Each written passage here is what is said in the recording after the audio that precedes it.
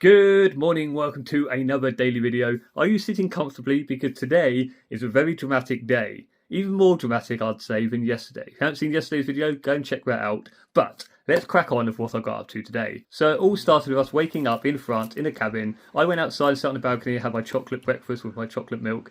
It was our last day, we had to pack up the cabin, so we got everything packed up from the cabin, headed down to reception and checked out of the campsite. After about 7 phone calls to the RAC and them saying that it cannot get me a hire vehicle, or I can only have a hire vehicle up to £125, the cheapest we could find was £280, they finally agreed to get us one for £268. However, it wasn't quite a hire car. Gibb very kindly then took us down to the Caen train station, went into the station, into Enterprise, gave my credit card details, gave my passport and driving licence. My passport then went in my little bag. This is very significant for later on what happened during the day. Once we got the van, we loaded up with all the stuff. We headed on the road. I stopped at a garage to get myself a can of Monster to get some energy. And then, of course, we headed for lunch, which there's only one place to go for lunch when you're on a road trip.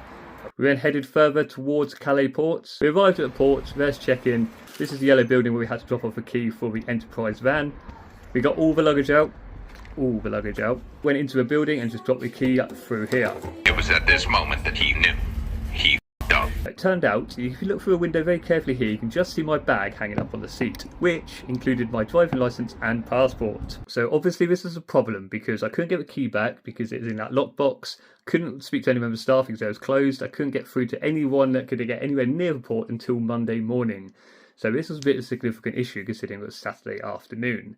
However, thankfully, because I work for DFDS, one of the DFDS people came along who was actually picking us up to take us on the ferry as foot passengers because we didn't have a vehicle. And she managed to phone through customs, and then once we got to customs, they basically allowed me through without a passport, just a picture of it on my phone. But we had to go through English police and explain to me that because technically I haven't got access to my passport, they're going to have to cancel the passport, I'm going to have to order a new one. So I had to sit in this little containment room, had to fill out this form to say that I've lost my passport, and it got cancelled. But thankfully, then the DFDS lady got us through all of the customs after a long time of checking bags, etc. And then they managed to get us on board the ferry. Once we arrived in the port of Dover, we left the Premium Lounge and went down to a car deck. I waited for all the cars to get off before one of my colleagues come on board and collected us off the ship. He took me, Tash and Jacob and all our luggage to the front of the port where Tash's brother Daniel then picked us up and took us home, which is where we are now. I'm currently sitting here with no car, have no idea where my Volvo is, no house key, no passport or driving licence. What a day, but we are now home.